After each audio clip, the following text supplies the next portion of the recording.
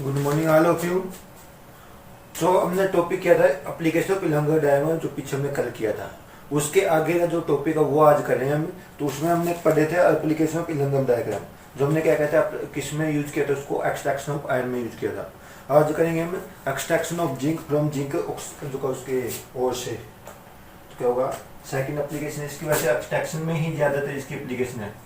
Extraction of तो का zinc from दीड और उसके ओर से हमने क्या करना है, जिंक को प्राप्त करना है।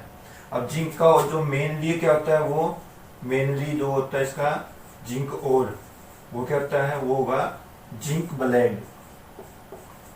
ब्लेंड जिसका फार्मूला क्या है, ZnS। अब देखो ये कौन सी पोस्ट उसमें सल्फाइड है।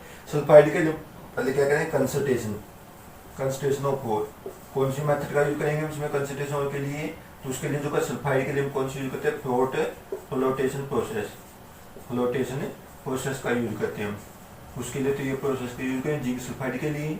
फिर ये तो फोर्थ फ्लोटेशन होगी। उसके बाद हमने क्या करना है, अब सल्फाइड में है, सल्फाइड को हमने क्या करना है उसके यानी ऑक्साइड में चेंज करना है। उसके लिए क्या करें, ZnS प्लस O2 के साथ, यानी जो का टेम्परेचर कितना होगा इसका, वो टेम्परेचर होगा इसका अबो 1120 केल्विन। क्या होगा, अबो 1120 केल्विन। तो उसमें किसमें ZnO प्लस SO2 इसमें चेंज हो गया। 1120 केल्विन में जो ऑक्सीजन का रिएक्शन करके किसमें चेंज होगा, वो SO2 के अंदर चेंज होगा, तो ऑक्साइड में चेंज हो गया। अब इसका हमने क्या कहा, रिडक्शन करना है। रिडक्शन करने के लिए किसका यूज करेंगे, इसमें जैसे हमने पीछे आयरन में किसका लिया था, कार्बन या कोक का लिया था। इसमें हम किसका यूज करेंगे, कोक का ही यूज करेंगे हम। रिडक्शन के लिए किसका यूज करेंगे, यूज किसका, कोक का यूज करेंगे। तो क्या ZnO प्लस कोक, उसके बाद रिएक्शन करके जो टेम्परेचर कितना होगा उसका होगा अबो 1270 केल्विन। 1270 केल्विन से ऊपर होगा इसका। तो किसमें चेंज होगा, Zn प्लस CO। तो जिंक बनेगा, क्या बनेगा, कार्बन मोनोऑक्साइड के अंदर कन्वर्ट होगा। तो इस प्रकार हम क्या प्राप्त करेंगे, इसमें जिंक को प्राप्त करेंगे।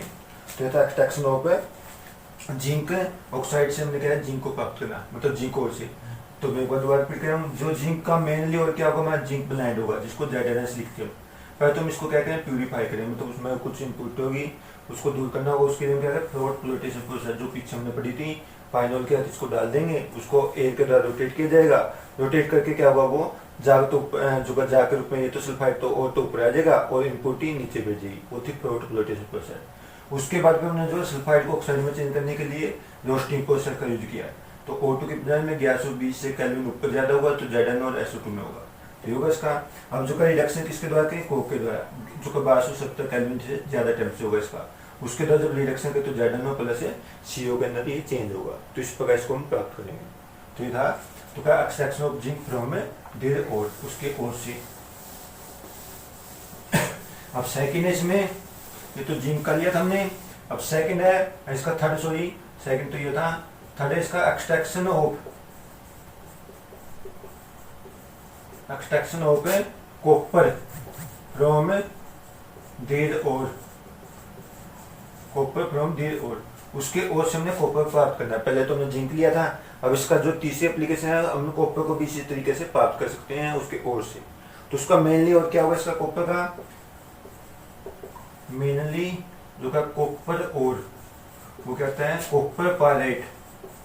कॉपर पायरेट के नाम से कहा जाता है इसको, पायरेट। फार्मूला कहते हैं CuFeS2, ये फार्मूला होता है इसका CuFeS2। कॉपर पायरेट से प्राप्त करते हैं इसको, जिसका फार्मूला है CuFeS2, ये फार्मूला है। अब कॉपर पायरेट में क्या होगा, अब देखो इसमें भी क्या है, सल्फाइड और है। सल्फाइड और के लिए हम क्या करें, पहले तो कंसंट्रेशन ऑफ और उसके लिए कौन सी, इसमें भी क्या फ्लोटेशन प्रोसेस होगी। पहले तो उसको प्यूरिफाई किया जाएगा किसके द्वारा, फ्लोटेशन प्रोसेस के द्वारा। फिर अब क्या करें, सल्फाइड हो रहा है, उसको हम क्या करें, रोस्टिंग करेंगे हम। रोस्टिंग में क्या होगा, क्या इसमें कॉपर FeS2 वो क्या होगा, किसमें चेंज होगा, ये जब ऑक्सीजन का रिएक्शन करेंगे हम, तो क्या होगा इसका, पहले ऑक्सीजन का रिएक्शन करके तो किसमें चेंज होगा ये तो क्या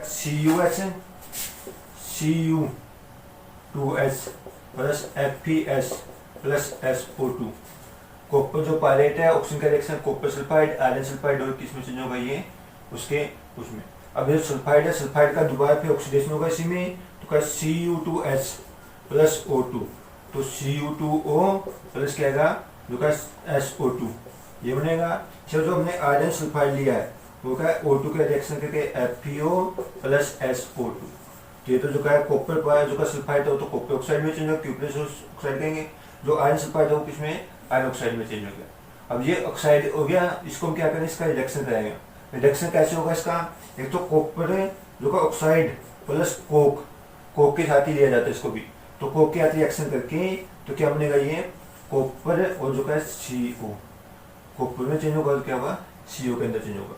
कई बार क्या होता है जो कॉपर ऑक्साइड और कॉपर सल्फाइड दोनों रिएक्शन कर देते हैं, copper oxide plus copper sulphide वो क्या होगा आपस में रिएक्शन करके तो क्या बनेगा कॉपर और SO2 के अंदर कन्वर्ट होगा, तो ये भी हो जाता है कई बार। तो क्या होगा मैं दोबारा रिपीट कर रहा हूँ, क्वेश्चन में क्या आपके इसको कॉपर पायलेट है जिसका CuFeS2 है, उसको हम क्या करें कंसिस्टेबल में क्या करें फ्लोट फ्लोटेशन प्रोसेस के द्वारा इसको प्यूरिफाई किया जाए, मतलब इनपुट दूर किया जाएगा। रोस्टिंग प्रोसेस में क्या होगा तो इसमें कॉपर सल्फाइड उसको ऑक्साइड में चेंज किया जाएगा। ऑक्साइड में चेंज करने के पहले हमने ऑक्सीजन के एयर के हीट करेंगे, टेम्परेचर के हीट करेंगे इसको, टेम्परेचर तब लगभग होता है इसमें कितना, तो ये तो लगभग 800 केल्विन के आसपास, इसका 800 केल्विन के आसपास होती है प्रोसेस। तो कॉपर जो का iron sulphide plus O2 copper sulphide iron sulphide SO2। अब ये सल्फाइड है उसको हमने किस में चेंज करना ऑक्साइड में, ऑक्साइड में हमने दोबारा पे ऑक्साइड कर दिया तो ये क्या हो गया copper sulphide plus O2 copper oxide SO2। इसका जो आयरन का सल्फाइड है वो O2 के साथ रिएक्शन का FeO और SO2 ये बन गया। जो कॉपर ऑक्साइड है ये यहाँ पे है रिडक्शन, उसका इलंगम डायग्राम में रिडक्शन किसके द्वारा यूज किया है, रिडक्शन के लिए हमने किसका यूज किया इसमें कार्बन का या कोक का यूज किया है, वो इसके द्वारा रिडक्शन कॉपर और CO में चेंज होगा। कई बार क्या होता है जो कॉपर ऑक्साइड और कॉपर सल्फाइड आपस में रिएक्शन करके कॉपर में कन्वर्ट हो जाता है, क्या जाता है वो कॉपर सल्फाइड इसके अंदर चेंज होता है, जो इसका CuS तो होगा इसका 224 तो इसका कितना जाइए 6 तो ये आ जाएगा कॉपर का, और क्या जाएगा ये SO2 आ जाएगा। तो इस प्रकार बात करेंगे। और जो इसमें आयरन ये ऑक्साइड हमारा बना है वो क्या होगा स्लैग बनाने में इसकी सहायता करता है साथ में, मतलब कॉपर पायलेट का ही यूज किया था जो साथ में क्या होगा इसको स्लैग फॉर्मेशन में भी इसका यूज किया जाता है। उसमें क्या जैसे मेरा FeO है, FeO प्लस क्या होगा जो इसमें SiO2 सैंड के कुछ या जो का मिट्टी या कले के जो पार्ट होगा उसका रिएक्शन करके तो कहना है FeSiO3 आयरन सिलिकेट, तो ये क्या बनेगी स्लैग बनेगी साथ में स्लैग होगा इसका। तो होगा इसका इसमें जो का कॉपर प्रेजेंट इसमें होगा और उसके साथ क्या होगा ये इस प्रोसेस को किसमें कहते हैं जो का बेसमेलर एक होता है ये बेसमेलाइजेशन के द्वारा इसको किया जाता है, ये पूरी प्रोसेस को क्या कहते हैं बेसमेलाइजेशन के नाम से कहा जाता है इसको, बेसमेलाइजेशन प्रोसेस ये होगी इसमें। मतलब क्या था हमने पहले तो क्या था दोबारा रिपीट कर देता हूँ, पहले तुमने लिया था copper pilot FeS2 plus O2 copper oxide जो का cuprous sulphide FeS plus SO2। अब ये दोनों के हमने क्या क्यूप्रेस सल्फाइड था O2 के रिएक्शन करके कॉपर ऑक्साइड तो क्या था SO2, FeS था प्लस O2 उसी का FeO प्लस SO2। अब ऑक्साइड हो गया, ऑक्साइड का हमने रिडक्शन करने के लिए किसका यूज किया था कॉपर का, तो Cu प्लस जो का है CO ये बनेगा। अब जो क्या है कई बार क्या होते हैं ये कॉपर ऑक्साइड हो रही है आपस में इधर ऊपर के सल्फाइड और कॉपर ऑक्साइड वो भी कॉपर में कन्वर्ट हो जाते हैं और SO2 बनता है। और जो ये होगा अब जो आयरन सल्फाइड जो का किसका काम करता है ये प्लस का काम करता है, SiO2 का रिएक्शन करके स्लैग फॉर्मेशन में इसके यूज किया जाता है इसका।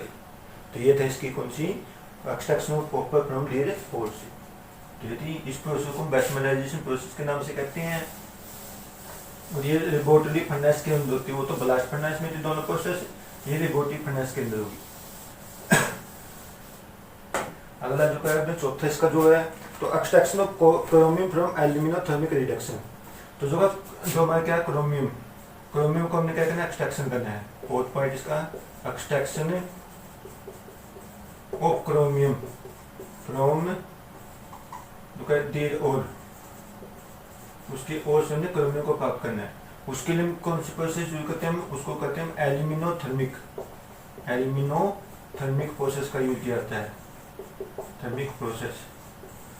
अब जो इसका ऑक्साइड होगा वो कौन सा होगा आयरन जो का क्रोमेट होता है FeCr जो का 2O4, इसको पहले वो करते हैं तो इसमें किसमें जो ऑक्सीजन के साथ रिएक्शन करके Fe2O3 प्लस क्या होगा Cr2O3 इसके अंदर चेंज हो गई। आयरन क्रोमेट ऑक्सीजन का रिएक्शन करके हीट करते हैं स्ट्रॉन्गली, तो आयरन ऑक्साइड होगा क्रोमियम ऑक्साइड के अंदर चेंज करते हैं। अब क्रोमियम ऑक्साइड का Cr2O3 उसको हम क्या कहते हैं एल्यूमिनियम के साथ रिएक्शन करते हैं इसकी, इसी कारण इसको एल्यूमिनियम थर्मिक रिएक्शन मतलब हीट करते साथ में किस टेम्परेचर पर है, तो ये होगा लगभग, तो ये लगभग 1200 केल्विन के आसपास होती है। तो क्रोमियम ऑक्साइड स्टेबल मेथड के इसको रिडक्शन किया जाता है, हीट करते हैं एल्यूमिनियम क्या होते हैं, तो क्या होगा इसमें जैसे हमने लिया 2 तो क्या जाए Al2O3 प्लस क्या जाए 2Cr, तो इसके अंदर कन्वर्ट होगा, तो इसको हम हीट करेंगे तो ये कैसे होगी। अब जो देखें जो इलंगम डायग्राम में हमने क्या लिया था, एक तो 4/3 Cr प्लस O2, तो क्या होगा इसका 2/3 Cr2O3 ये होगा इसका, इसमें डेल जी वैल्यू कितनी है वो है -540 किलो जूल ये है। अब एल्यूमिनियम के लेंगे 4/3 Al प्लस O2, तो क्या होगा 2/3 Al2O3, इसमें जो डेल जी की वैल्यू क्या होगी इसमें वो वैल्यू होगी -827 किलो जूल होगी। जब दोनों कॉम्बिनेशन करते हैं मतलब जो फर्स्ट को, ये फर्स्ट है ये सेकंड है, फर्स्ट को सेकंड में से माइनस करते हैं हम, सॉरी सेकंड को सेकंड में से फर्स्ट माइनस करने में, तो क्या बनेगा इसमें से, तो ये हो जाएगा Cr2O3 प्लस Al 2/3 होगा ये, और ये क्या है इसका 4/3, तो ये क्या बनेगा इसमें 4/3 एल्यूमिनियम प्लस और क्या होगा 2/3 एल्यूमिनियम ऑक्साइड। जो इन दोनों को देखें तो कितने डेल जी की वैल्यू वो नेगेटिव में आएगी, तो हमने तो कंबाइन रिएक्शन करके देखना है कि उसकी डेल जी हमारी नेगेटिव होनी चाहिए, तो वही प्रोसेस होगी इसमें। मतलब हम इसका किसके द्वारा रिडक्शन करेंगे, एल्यूमिनियम का रिडक्शन किया जाएगा, क्योंकि जो हमने इसका ऑक्साइड लिया था इलंगम डायग्राम में इसकी वैल्यू तो 540 किलो जूल के आसपास है, एल्यूमिनियम का ऑक्साइड लिया तो उसकी 827 है, तो इसकी गिब्स फ्री एनर्जी ज़्यादा है, इसकी कम है। तो कंप्लीट रिएक्शन में ये देखा जाता है कि दोनों का जोड़ करके वो नेगेटिव में होनी चाहिए, तो इस प्रकार लिया जाएगा। तो मतलब सेकंड में से हमने -1 कर दिया, तो 1 को माइनस कर दिया, 1 है ये सेकंड है, तो सेकंड में तो माइनस करें तो क्या देगा ये Al2O3 एंड जो का सॉरी ये क्रोमियम आ गया यहाँ पर Cr और एल्यूमिनियम ऑक्साइड है, और डेल जी क्या होगा इसमें तो जो का 287 किलो जूल होगा, तो ये इसकी क्या होगी गिब्स फ्री एनर्जी जितनी माइनस किया, मतलब ये सपोर्ट एनर्जी प्लस होगी। उल्टा लेंगे तो यदि इसको इसमें से करते माइनस करते हैं तो प्लस की आती, प्लस के आने का वो हमारी नॉन सपोर्ट एनर्जी प्रोसेस होगी। तो इसलिए हम इसका क्या करेंगे, इसका रिडक्शन किसके एल्यूमिनियम का रिएक्शन करके क्रोमियम को आउट करें, तो इसलिए हम इसको कहते हैं एल्यूमिनियम थर्मिक रिएक्शन, तो इसके लिए इसका यूज करते हैं। तो होगा इसका ये था इसका, ये थी इसके एप्लीकेशन की इलंगम डायग्राम। अब अगला टॉपिक करें हमें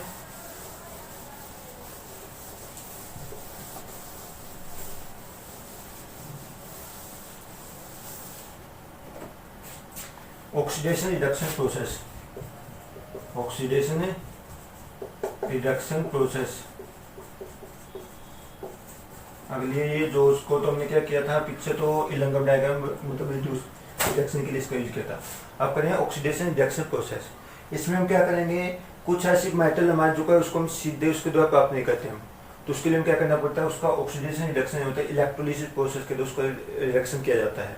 अब जैसे हमने ले लिया कि एक तो जो हमारे क्या नॉन मेटल और मेटल दोनों को प्राप्त कर सकते हैं इसके द्वारा।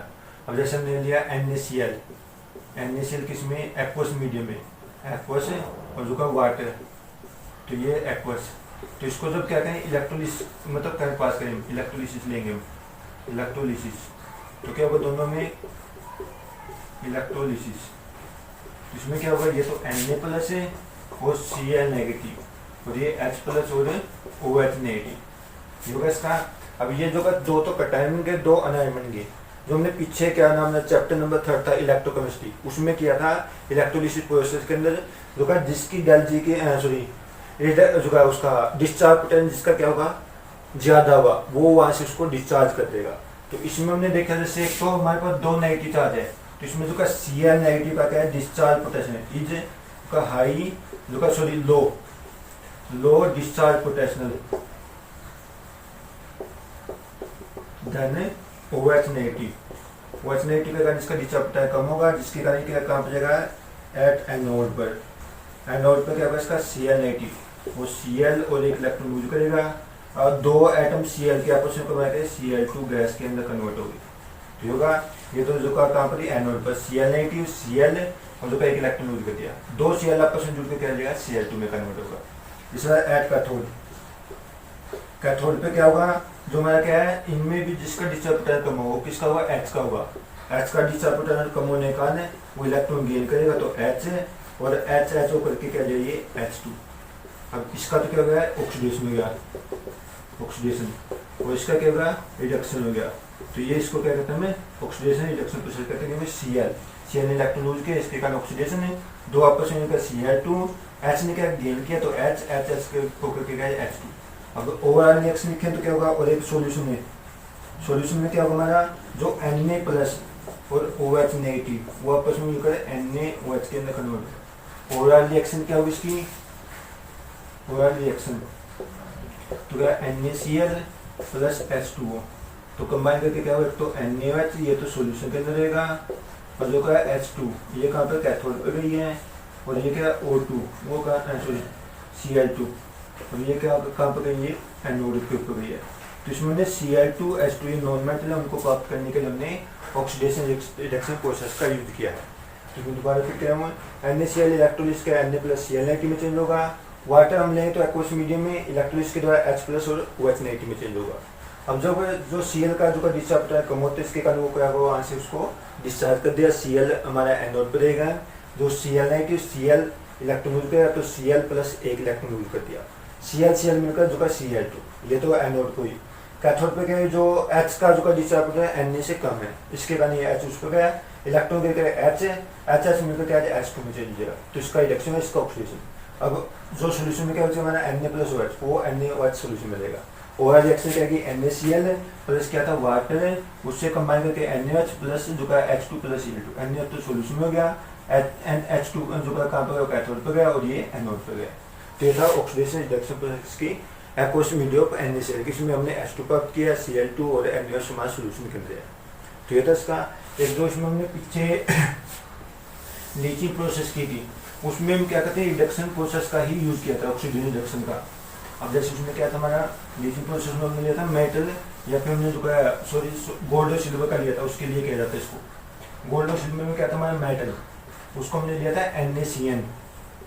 NaCN प्लस H2O प्लस क्या था इसमें और जो क्या था O2 उसके रिएक्शन करके तो क्या होगा इसका ये Na जो का M हमारा क्या गोल्ड या फिर क्या हुआ ये सिल्वर जो पीछे बताया था मैंने, जो का Cn की ट्वाइस ये होगा और साथ में क्या है NaOH ये बनेगा इसका, ये सोल्यूबल कॉम्प्लेक्स होगा और ये क्या है NaOH हमारा क्या होगा उसमें से इसको हम फिल्टर करके अलग कर देंगे सोल्यूबल तो होगा। तो पहले हमने क्या किया है NaCN और वाटर जो का ऑटो के हमने उसमें से पास करके तो NaM जो का ये जो का Cn की ट्वाइस ये कॉम्प्लेक्स बने हमारा, NaOH उसमें से बाहर कर दिया। अब जो का Na जो का है M Cn की ट्वाइस इसको हमने क्या करें जिंक का रिएक्शन करते हैं, जिंक के साथ जिंक का रिएक्शन करते हैं जिसका ये Zn2 तो क्या चाहिए MCN की ट्वाइस है और क्या चाहिए Ag ये जो का M हमारा कोई भी जो मेटल है सिल्वर या गोल्ड है इस पर आप प्राप्त करते हैं। तो इसमें भी हमने क्या किया जो जिंक का यूज करते हैं रिड्यूसिंग एजेंट के रूप में, तो इसका क्या कहता है इसका तो रिडक्शन करता है, मेटल का जो गोल्ड या सिल्वर है उसका खुद का क्या हो जाता है ऑक्सीडेशन हो जाता है। तो इस प्रोसेस में हमने ऑक्सीडेशन रिडक्शन प्रोसेस के दौरान हमने गोल्ड या सिल्वर को प्राप्त करने के लिए इसका यूज किया था पीछे, मैंने दोबारा इसलिए रिपीट किया क्योंकि ये इसमें भी बताया क्या है। तो हमने क्या किया M NaCN जो हमारे को सोडियम साइड पोटेशियम साइड भी ले सकते हैं, वाटर और तो क्या MCN ये सोल्यूबल कॉम्प्लेक्स और साथ में NaOH। इसके फिर हम क्या करते हैं इसमें से हमें जिंक के इसका रिड्यूसिंग एजेंट के रूप में इसका हमने जिंक का यूज किया है। तो क्या Zn2 MCN2 मतलब ये कॉम्प्लेक्स बनेगा और हमारा प्योर मेटल में पावते जो हमारा सिल्वर या गोल्ड होगा इसमें। तो इस प्रकार इसको हम ऑक्सीडेशन प्रोसेस को यूज करते हैं। एक मेथड है इसका हम वो करेंगे कल। Thank you. 19 मिनट की